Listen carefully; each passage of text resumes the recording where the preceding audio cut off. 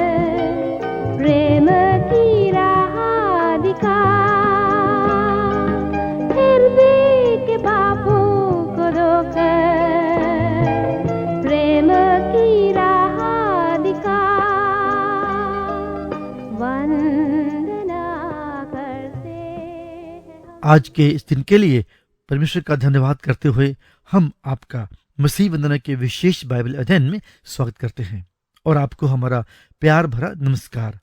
मसीह वंदना के विशेष बाइबल अध्ययन के अंतर्गत हम फिलेमोन की पत्री का अध्ययन कर रहे हैं। तो आइए चलते हैं आज के बाइबल अध्ययन की ओर, जिसे हमारे लिए प्रस्तुत कर रहे हैं रेवरेंड जॉर्ज लुकस। फिलेमोन की पत्री उसके 8 से 13 पद। इसलिए यद्यपि मुझे मसीह में बड़ा हयाव तो है कि जो बात ठीक है उसकी आज्ञा तुझे दूं, तो भी मुझ बूढ़े पौलुस को, जो अब मसीह यीशु के लिए कैदी हूं, ये और भी भला जान पड़ा कि प्रेम से विनती करूं। मैं अपने बच्चे उनेसिमुस के लिए, जो मुझसे मेरी कैद में जन्मा है, तुझसे विनती करता हूं। वह तो पहले तेरे कुछ काम का न था, पर अब तेरे और मेरे दोनों के बड़े काम का है। उसी को अर्थात जो मेरे हृदय का टुकड़ा है, मैंने उसे तेरे पास लौटा दिया है। उसे मैं अपने ही पास रखना चाहता था कि तेरी ओर से इस कैद में, जो सुसमाचार के कारण है, मेरी सेवा करे। आज हम उनेसिमुस के जीवन का दूसरा चित्र देखेंगे। उनेसिमुस एक अपराधी, दंडित या दोषी मसीही का चित्र है। रोम के जेल खाने में संत पौलुस से उनेसिमुस की भेंट होती है। ये भेंट कैसे हुई? शायद उनेसिमुस रोम नगर में किसी कठिनाई में फंस गया था, सो सहायता के लिए पता लगाते हुए वो पौलुस के पास गया। उनेसिमुस ने पौलुस को अपने स्वामी फिलेमोन के घर में कई एक बार देखा था और उसे विश्वास था कि पौलुस, इसलिए कि उसके स्वामी फिलेमोन का मित्र है, जरूर इस कठिनाई में उसकी सहायता करेगा। या वह पौलुस को जानता था कि पौलुस इस जेल खाने में है और इस समय पर पौलुस से अधिकारियों को जानता है। अगर पौलुस के पास मैं पहुंच जाऊंगा तो शायद जरूर पौलुस मेरी मदद कर सकेगा। पौलुस इसलिए कि कैद खाने में एक अलग कमरे में रहा करता था और वहां सब लोग उससे मिल सकते थे।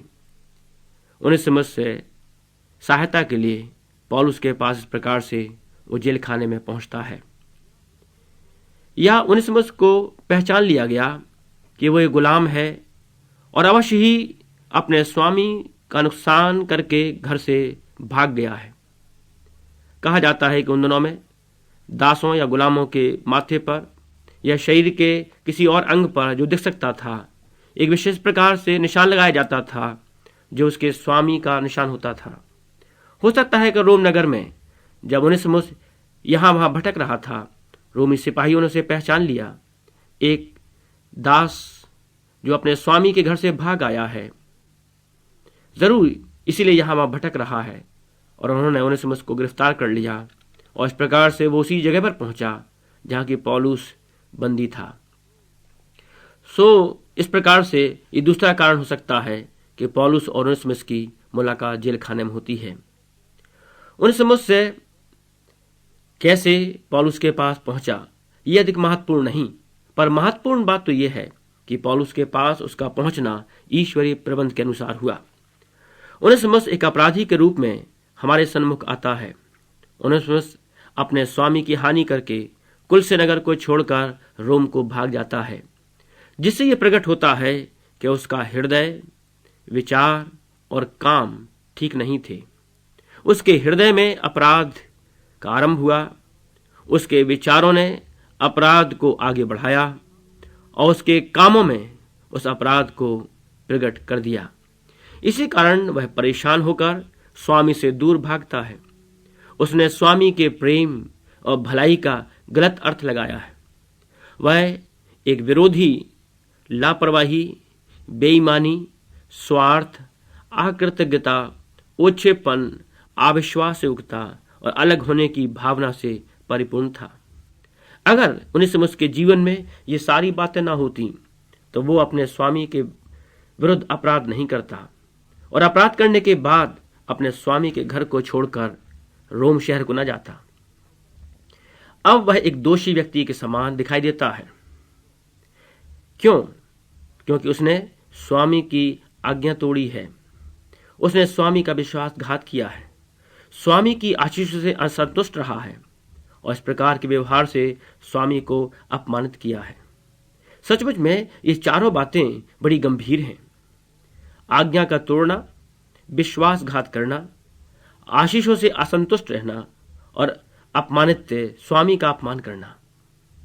क्या आज का मसीही जन जो उद्धार प्राप्त नहीं है, उसके जीवन में परमेश्वर और अपने प्रभु के विरुद्ध ये चारों बातें नहीं पाई जाती? वो जो नाम मात्र का मसीही है, वो जो शारीरिक मसीही है, वो आज इसलिए दोषी है क्योंकि उसने आज्ञा तोड़ी है, अपने स्वामी का विश्वासघात किया है, अपने स्वामी की आशीषों से असंतुष्टता प्रकट की है और उसका व्यवहार अपने स्वामी को अपमानित करना रहा है। अपने स्वामी की हानि करके भागकर दूर शहर को चला जाना प्रकट करता है कि अब उनेसिमुस भयभीत, संगति से दूर, अपराध को छिपाने वाला और सही अर्थ में स्वामी का बैरी था। जब मनुष्य परमेश्वर से दूर भागता है तो वो इन चारों बातों को प्रकट करता है कि वो भयभीत है, वो परमेश्वर के निकट नहीं रहना चाहता, वो अपने अपराध को तरह तरह से छिपाना चाहता और अपने स्वामी के विरुद्ध एक बैरी जैसा व्यवहार प्रकट करता है। उनेसिमुस ने दूर जाने से अपने स्वामी की संगति और मित्रता, उसकी भलाई और भरपूरी और अपने सुंदर भविष्य की हानि उठाई। उनेसिमुस सोचता था अपराध करके दूर भाग जाने से वो अपने जीवन को सफल बना सकेगा, लेकिन उनेसिमुस को नहीं मालूम था कि अपने स्वामी की संगति से दूर जाने से उसे कितनी हानि उठाना पड़ेगी। और सचमुच में उसने अपने प्रिय स्वामी की संगति और उसकी मित्रता और उसकी भलाई की भरपूरी और अपने एक सुंदर भविष्य की हानि उठाई है। इसी प्रकार जब एक अपराधी मसीही अपने परमेश्वर से दूर भागता है तो उसे समझना है कि वह भी अपने परमेश्वर की संगति, उसकी मित्रता, उसकी भलाई की भरपूरी और एक सुंदर भविष्य से हानि उठा रहा है। उसे अवश्य था कि दंड मिले, वह सच्चा पश्चाताप करे और अपने अपराध की क्षमा मांगे। और इसलिए आज भी जिस प्रकार उनेसिमुस को जरूरत था, प्रत्येक मसीही को जो केवल नाम मात्र का मसीही है आवश्यकता है। परमेश्वर का वचन कहता है, पहला यूहन्ना 1:9, यदि हम अपने अपराधों को मान लें तो वो हमारे अपराधों को क्षमा करने और हमें सब अधर्म से शुद्ध करने में विश्वास योग्य और धर्मी है। प्रभु हमारे श्रोताओं को ऐसी आशीष देवे। आमीन।